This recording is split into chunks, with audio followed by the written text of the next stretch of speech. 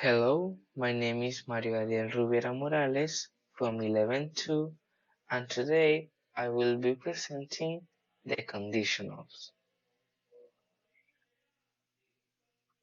First of all, what are the conditionals? The conditionals are grammatical structures used to express relationships between different situations, events, or actions. They are formed by combining a condition, the if clause, with a result, the main clause. Conditionals are often used to talk about hypothetical or imagined situations, as well as real possibilities and their consequences. The conditionals, with their diverse structure and function, are indispensable tools in language for expressing a wide array of possibilities, hypotheticals, and consequences. They find extensive application in both spoken and written communication, allowing individuals to navigate various scenarios with precision and nuance. From the straightforward assertion of universal truths in the zero conditional to the contemplation of unrealized past events in the third conditional, each conditional type serves a distinct communicative purpose. The first conditional, for instance, thrives in everyday discourse, enabling speakers to anticipate and plan for potential outcomes based on present conditions, fostering preparedness and adaptability in navigating future situations. Moreover, the versatility of conditionals extends beyond mere speculation. They facilitate the articulation of wishes, regrets, and imagined scenarios. Through the second conditional, individuals explore hypothetical situations and their potential outcomes, fostering creativity and critical thinking. Meanwhile, the mixed conditional merge past and present elements to delve into intricate relationships between actions, causes, and effects. Whether pondering alternative courses of action or reflecting of past decisions, the usage of conditionals enables individuals to navigate the complexities of human experience, imbuing language with depth, subtlety, and the capacity for introspection. In essence, conditionals serve as linguistic gateways to the realm of possibility, enriching communication with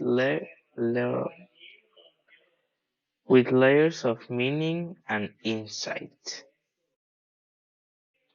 Furthermore, the usage of conditionals transcends linguistic boundaries, permitting various domains such as literature, rhetoric, and problem-solving. In literature, authors employ conditionals to create tension, foreshadow events, and develop character motivations.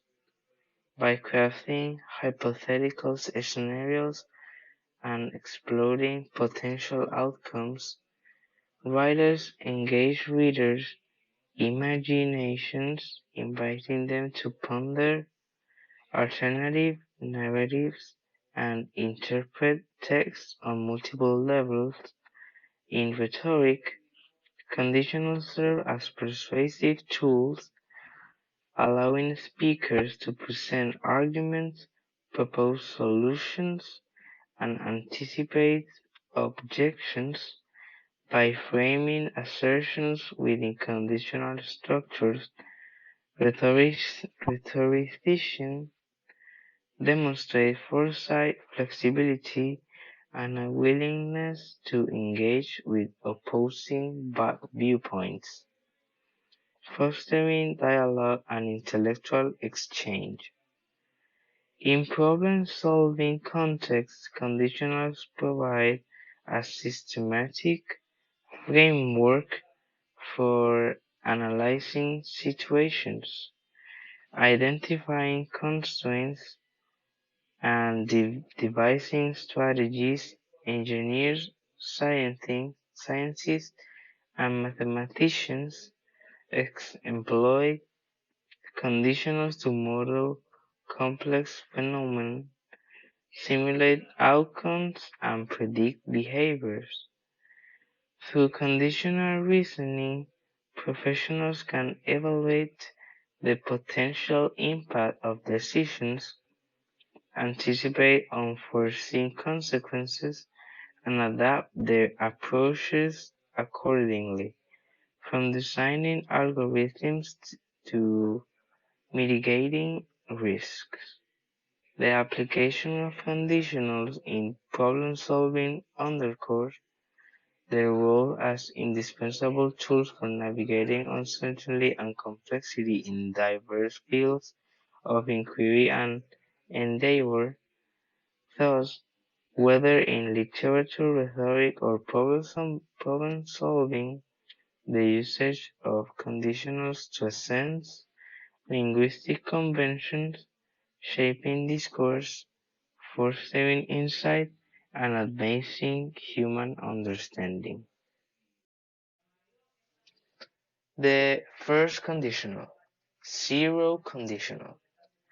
This conditional is used when the result will always happen, when the result is 100% or the outcome, or when you are talking about facts.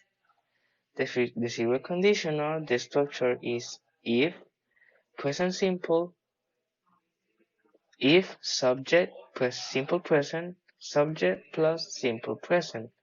But you can't forget the comma in the first simple present. The usage is to talk about things that are always true, like a scientific fact. Examples. First example, if people eat too much, they get fat. Example number 2. If you touch a fire, you get burned. Example number 3. If you heat ice, it melts. Example number 4. If you drink poison, you die. Then now, the first conditional. The first conditional is used to talk about things that might happen in the future.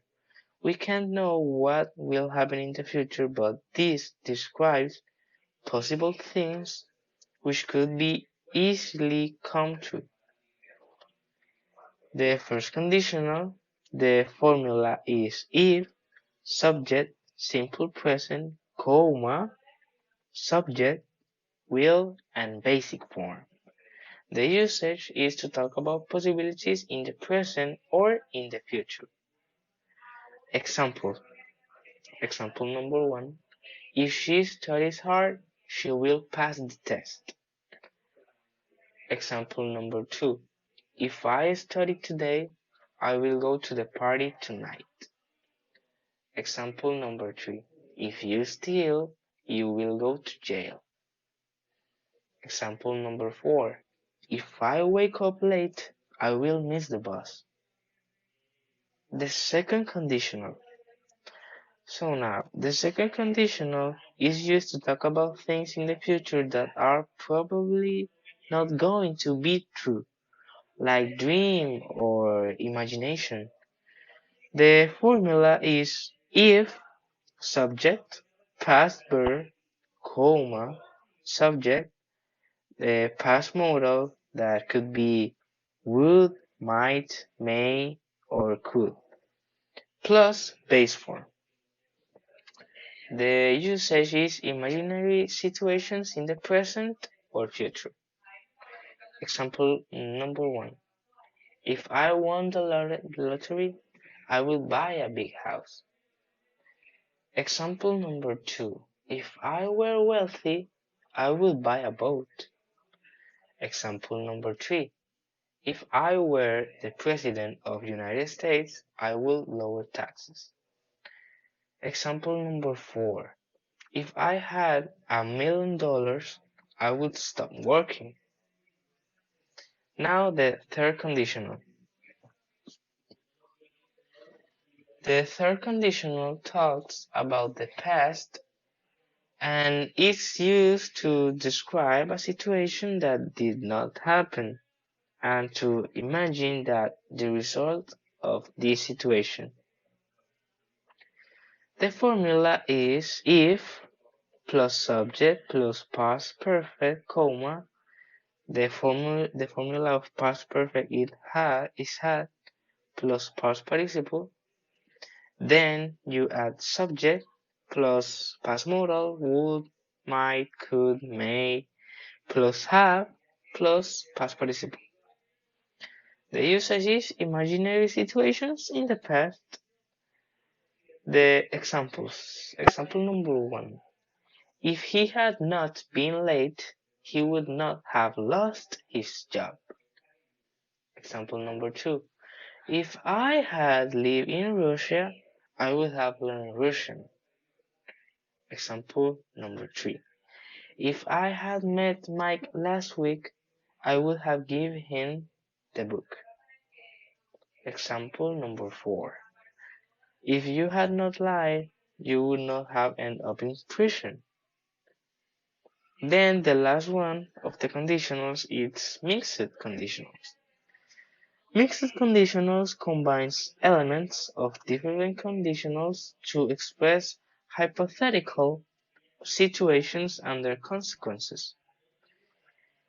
The structure is if past perfect with present conditional that would not plus verb.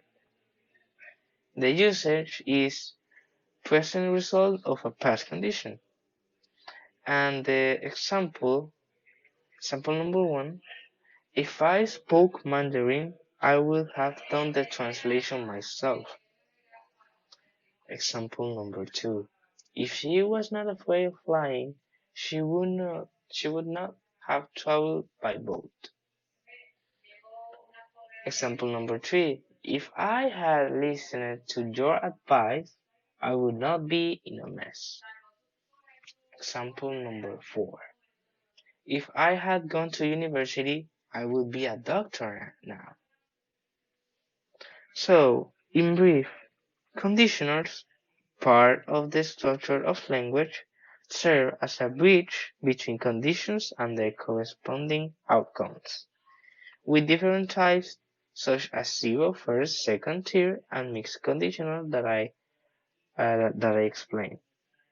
They offer ways to articulate possibilities, hypothetical scenarios, and consequences across time frames. The zero conditional states general truths or habitual actions while the first conditional navigates possible future outcomes based on present conditions. In contrast, the second condition delves into improbable or hypothetical situations, and the third conditional reflects on unrealized or regretted past events. Mixed conditionals, on the other hand, mix past and present elements to convey complex relationships. Through structured formulation like if plus present simple, comma, will plus basic form, or if plus past perfect, comma, would plus have plus past participle. Conditionals enhance communication by allowing you to express desires, make predictions, and explore hypotheses with clarity and depth, assisting linguistic expressions. So this was all for my video, so thanks for watching.